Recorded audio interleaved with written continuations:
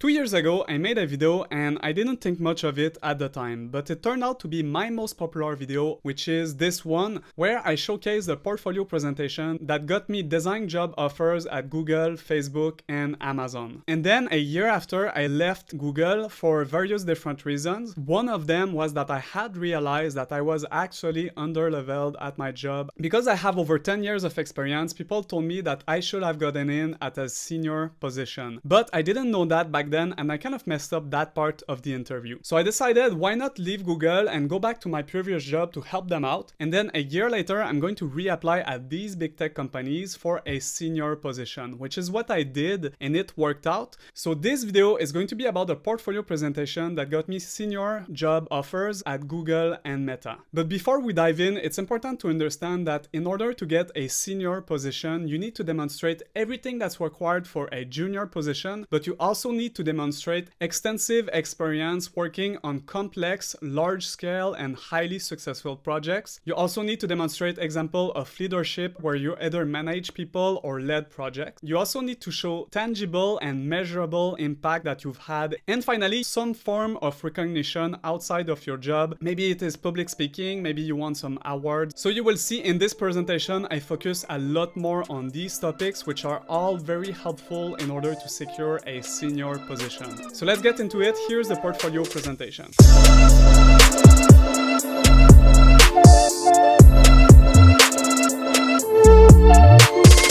Hello everyone, my name is Tony Aube and I'm a principal designer at Osmo. Before I get into the portfolio presentation, let me tell you a few things about me. First, as you might have heard from my accent, I'm originally from Quebec, Canada. Beyond design, I consider myself to be a communicator, which is that I think one of the skills that I'm the best at is to break down complex ideas into simpler ones. I do this both in my day-to-day design jobs, but I also like to do this in other ways. For example, for the past 10 years, I've been writing about technology and design, and I've published in some of the biggest medias in the US, and I also like to write on my own blog on Medium. For the past couple of years, I've also given a lot of design and tech talk all around the world about many different types of subjects, such as design, AI, AR, mixed reality, and blockchain in all of these various cities. On the side, I also like to do video content, so I have a YouTube channel and also a TikTok channel, which has been quite successful in the past couple of years, and I'm pretty proud of that. Since 2014, I've been the lead designer at a company called Osmo, except for a little bit over a year where I was a product designer at Google AI. So now I'm going to be talking about the impact that I had at Osmo over the years. For context, here's what Osmo is all about. It's a mixed reality educational platform for kids, and what we do is that we place a mirror on top of, for example, an iPad's camera,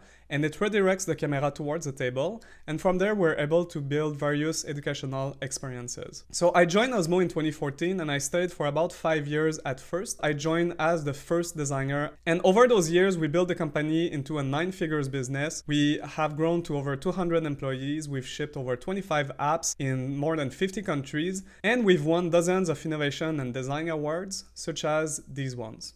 At Osmo, I've worked on various projects. For example, I've built the first couple version of the website, including a functional e-commerce that does about $50 million in sales every single year. I've also worked on pretty much all of the Osmo apps. Every single game that Osmo has shipped, I've been either the lead designer working hands-on on these, or otherwise I was overseeing the design to make sure that it was good and consistent with the rest of the app. I've also had the pleasure to design a lot of the brands. So for example, in the early days, deciding which typefaces that we're going to be using, which colors, what icon styles, and so on and so on. I've also done a lot of illustration work. Some of my favorite, which has been the game icons, such as these ones. For this, I did a lot of art direction, such as making sure we have a consistent color palette, that we use consistent styles, such as, for example, the shapes and the shadows and the details and all of that. I was also involved in a lot of the marketing efforts. So for example, when I joined, I was a little bit of the photographer for the company. So I took a lot of photos that ended up on the website, on the packaging. I also directed the team's photos, which have been very fun, and a lot of people still use them on LinkedIn. And I was also involved with some of the video productions. For these, we will usually partner with third-party agencies where I was brought in to help set the direction and provide ideas and brainstorm. But I also did some of the video production internally at Osmo as well for smaller projects. After about 5 years, we got acquired, and then I decided to try something different. So I went to Google for a little bit over a year. And then after that, I decided to come back to Osmo because the company was not doing so well, especially in terms of design back then. And the founders of Osmo brought me back to help rebuild the design team. So when I came back, I focused on three main things. Number one was to fix the team. Basically what happened is that after I left for Google, the second designer at Osmo also left a few months after me. For about a year, there was not a lot of design oversight. So the VP of Osmo was kind of like overseeing the team a little bit, but he was way too busy with a lot of other priorities. And the team felt pretty much disconnected and a lot of people left in that time. So when I came back, basically the design team went from 12 designers down to 8 and one more was also planning on leaving. So I was hard to build the team back and hire more people and just bring back a lot more oversight and direction to the entire team. On top of that, I did a lot of mentoring. So at the height when we had the most people on the team, I was directly managing 8 designers and I had another 10 dotted line designers that I was also providing feedback to. And I was leading the weekly design review and just overseeing everything, making sure that everyone was happy and that everyone was making great design work.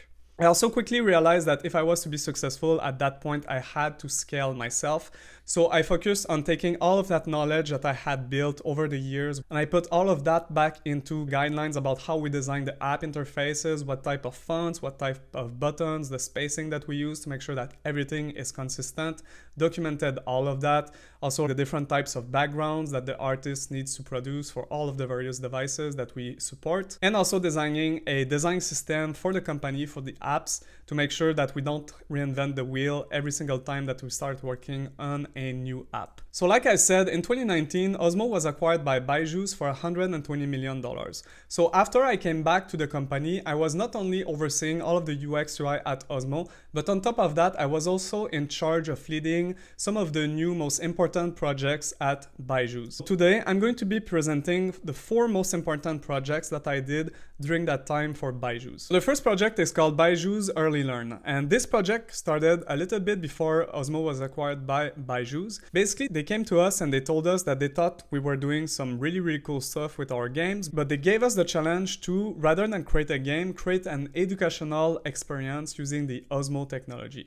So this is what we set out to do. The project was me as the design lead working very closely with the Osmo CTO, about 6 engineers, 50 graphic designers, which is a lot, and I'm going to come back to this a little bit later on in this video, and then a bunch of 3D animators, artists, and education specialists. The project lasted for about 3 months. This is the result of the project, and as you can see, we're using the Osmo setup. So you place the device on the base and you place the reflector on top of the camera, and then you have a workbook full of worksheets, and you answer the questions in the workbook, and the character on the screen, which is kind of like a little bit of an AI assistant, will tell you whether you got the right or the wrong answer. So this is a little bit of an augmented homework experience using the Osmo technology. The first part of this project was to define the computer vision primitives. So basically working very closely with the engineers, we define all of the specific type of interactions that we could support, such as, for example, we can detect circles, checkbox, kids pointing with their fingers and drawing lines, but we couldn't detect handwriting back then. That was a very useful step that helped us define the constraint of the project. From these primitives, we then defined 4 different types of activities, such as, for example, marking a checkbox, circling the right answer, completing a maze, and joining 2 ideas together using a line. Then I went to work and designed a first version of a worksheet, and then I did a lot of UI exploration. So the big question was, what do we show on the screen in front of the worksheet? For example, on the left, we have a live camera feed of the worksheet on the table.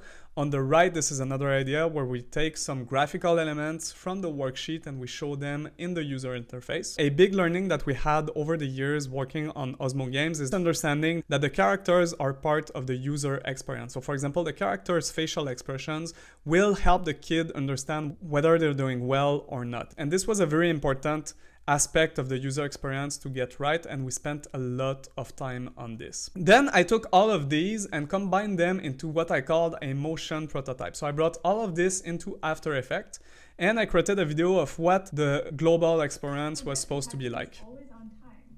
Solve the questions and become an expert at managing time, just like me. Make sure you circle the correct answers with a pencil. As you can hear the voice, this is just another Osmo employee that I recorded on my phone, and I brought this into After Effects as well. All right, you're off to a good start.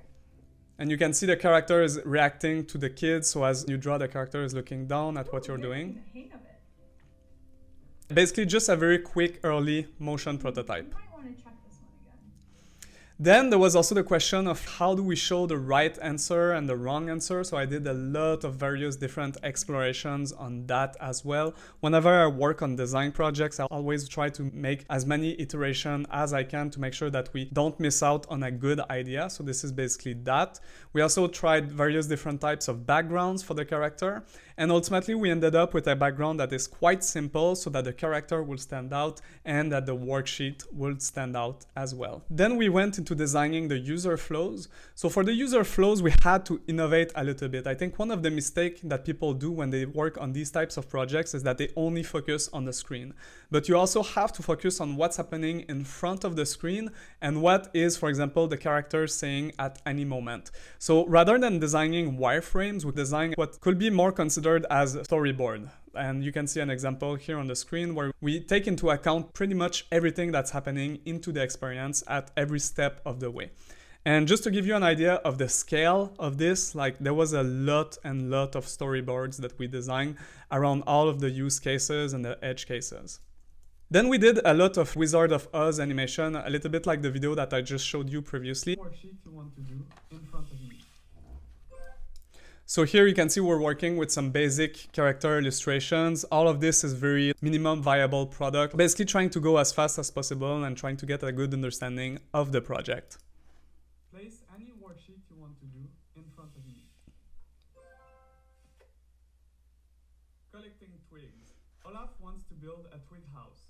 Help him collect twigs by following the path of the plural reflexive pronouns. With your marker, follow the path. This is an example of what happens when you complete an activity. Complete. Great job. What do you want to do next? This one I went from the very beginning of launching the activity all the way to completing the activity. Hi there. Place the page 219. And you can see it's pretty funny here. We're using like basically stock images for the character's face and facial reactions and so on. And this is basically completing the maze activity, and you get something wrong and then you need to do it again. So one part of this project that was very, very fun was working on all of the animation. So I worked very closely with an illustrator and character artist, trying to get the right facial expression. So you don't want the character reaction to be too negative because otherwise the kid will feel bad. But also you want the character to be very expressive so that the kids can understand what's happening. Then we did a lot of user testing, which is one part that I think Osmo does best, and it's one reason why our products have been so successful, is that every Thursday we have a bunch of kids coming into the office and we just test the product over and over again every single week. So we have a room that is fun and colorful, and we have a bunch of cameras hidden in the corners. One camera is filming the kid's face, another camera is filming the screen and what's happening on the table. There's one person in the room taking the kids through the games. Meanwhile, the rest of the design team and the engineers are watching the playtests from their computer over Zoom. This is always super helpful to understand what's going right with the application and what we're doing wrong. And you see the kids kind of like breaking the apps in hundreds of ways. Another big part of this project was the print design. So we worked with the graphic design team over in India to produce all of the worksheets, and we gave them a lot of feedback on how to design proper worksheets. So the title of the activity is very clear and big, and then we separated all of the questions into their own kind of like sections. So these are the feedback that we gave them.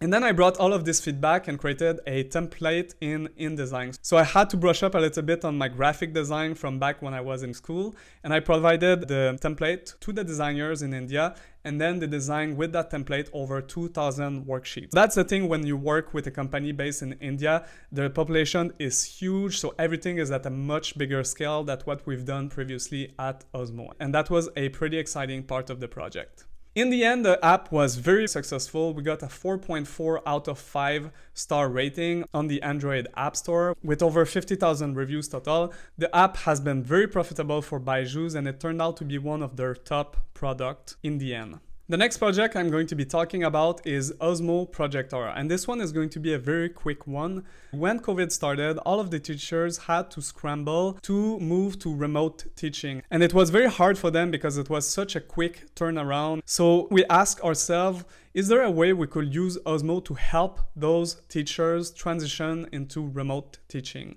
And this was a very quick, interesting project that came out of our head of marketing and PR. She thought that there was a huge opportunity there.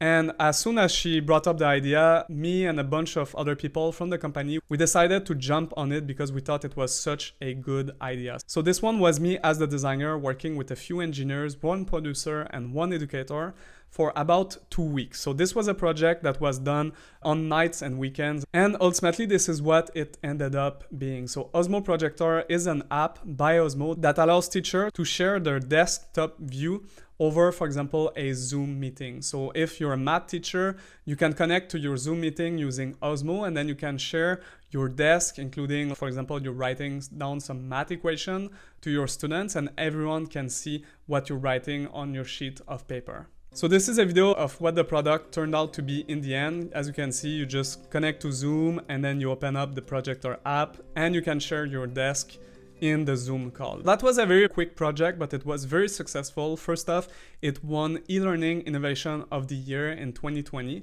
Also, it's been by far the most successful application from Osmo. So 1.5 million lifetime download. I'm not sure what the latest data is, but I think even a year after we launched this app, there was still 1,000 people using the app every single day. So that has been by far the most popular app from Osmo. We just built it, released it for free, gave it to everyone, and it was incredibly well received. We got a ton of really happy teachers talking about it on Twitter.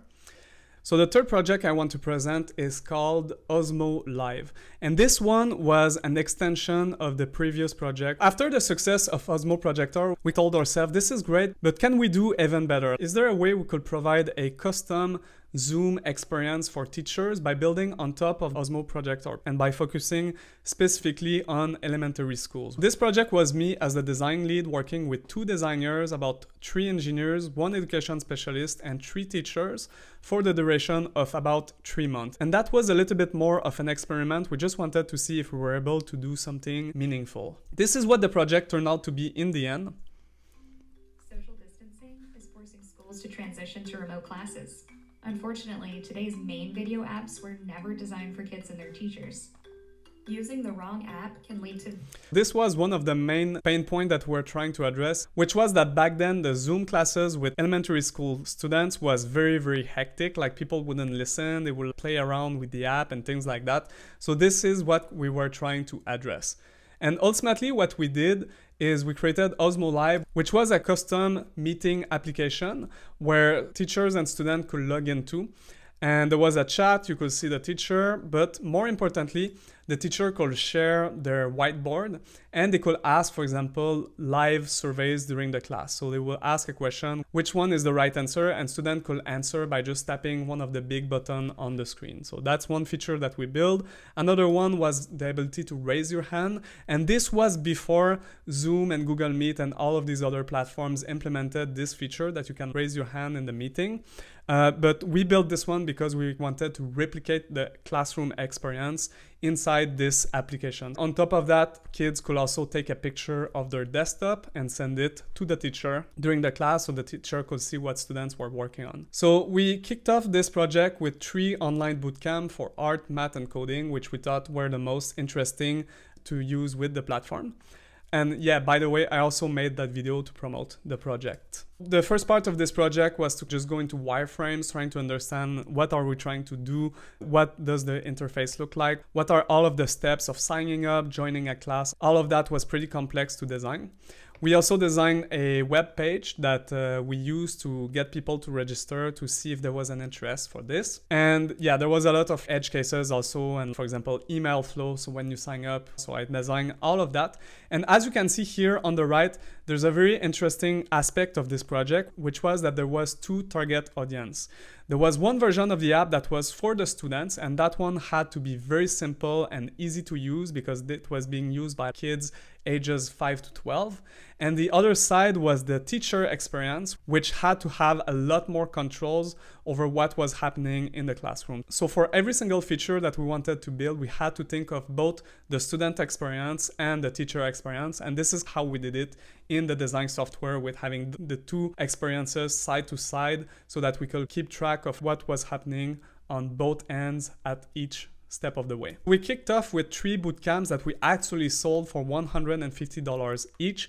This was a very good idea in order to get very valid feedback from the users, because if you want to test your app and you give it away for free to people are going to be very pleasant with you. Basically, they're getting something for free, so they're not going to complain much. But if you sell it for $150, then if the application doesn't live up to the expectation, you're going to hear about it. So this was a great way to address all of the UX issues as we did those user tests that we actually sold to people. A great feature that I thought was very interesting is this one, which is called live annotations, which is this idea that students can do their homework on their whiteboard and the teacher can remotely come in using their Wacom tablet and annotate on top of the real world student work. So for example, the student is doing some math equation on the whiteboard and the teacher is annotating on top of that, telling them if they get the right or the wrong answer, and the student get to see on the screen all of the annotations from the teacher. And this was some of the detail of the drawing tool that we made for the teacher to annotate on top of the students' homeworks. Ultimately, this project got a lot of great traction. People absolutely loved it. We got a lot of great feedback on Twitter again. We tested 13 classes in total with about 25 students each. Pretty much every single class that we kicked off was sold out, and we got a very high satisfaction from the parent and great interest from the teachers. So this project ultimately was just a test, which brings me to the next and final project that I want to talk about. Byju's Future School is the final project that I'm going to be presenting to you today. This project started off in 2020 when Byju's acquired a company called White Hat Junior for $300 million. White Hat Junior is basically Uber for education. So the same way that, for example, Uber connects riders and drivers. In the same sense, if you're a student and you want to learn, for example, math, you open up the application and you say, I want to learn about math, and they're going to connect you with a teacher that's going to give you a math class that is matching your age and your grade level. So this was a very popular product, especially during COVID when everything went remotely. They had incredible growth, but they had terrible design. And here's what I mean by this. This is what their old user interface looked like. The challenge here was to merge the best of Osmo, Byju's, and White Hat Junior into one ultimate remote learning platform for children's ages 5 to 14. So this was a merging of White Hat Junior and Byju's, and also all of the learnings that we had on Osmo Live, but also all of the other projects that I've shown you before. And I'm going to get back to this later on in the presentation.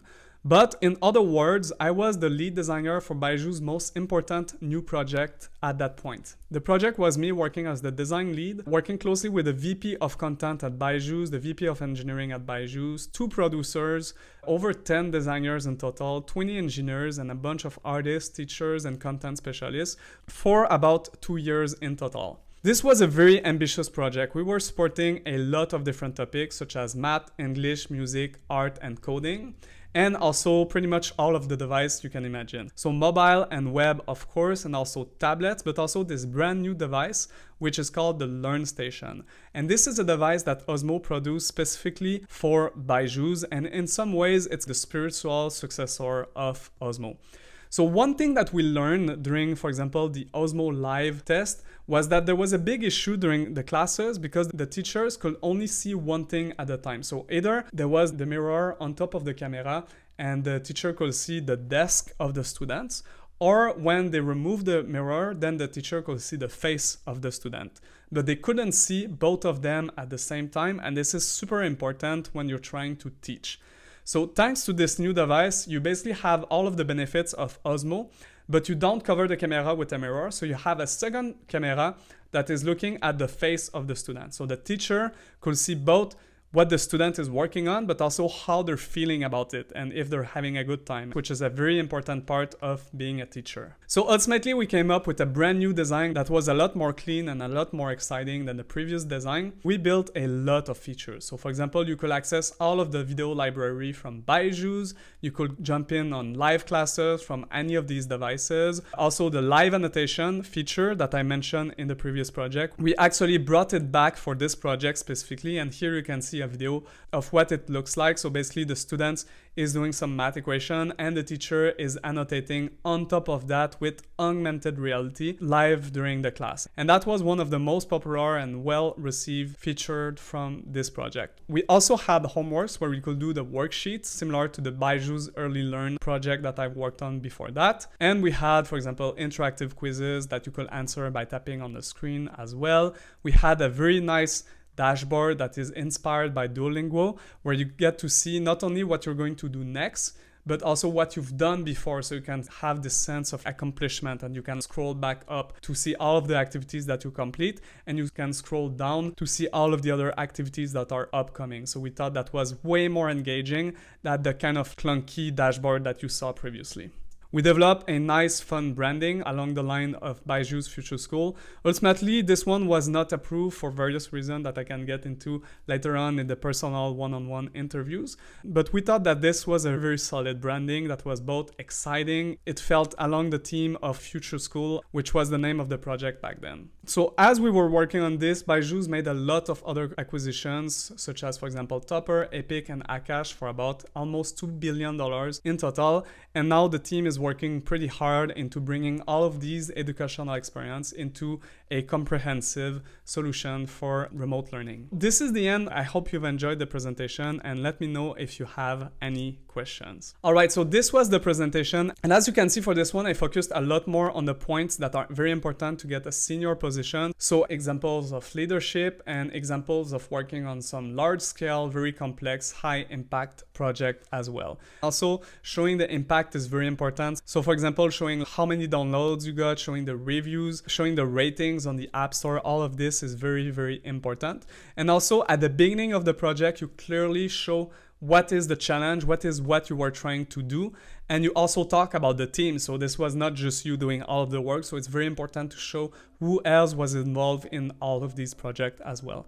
So I really hope this was helpful for you. This is the whole reason why I make those videos, and I'm going to wish you a great luck in your job search and in your portfolio presentation as well. Have a good one.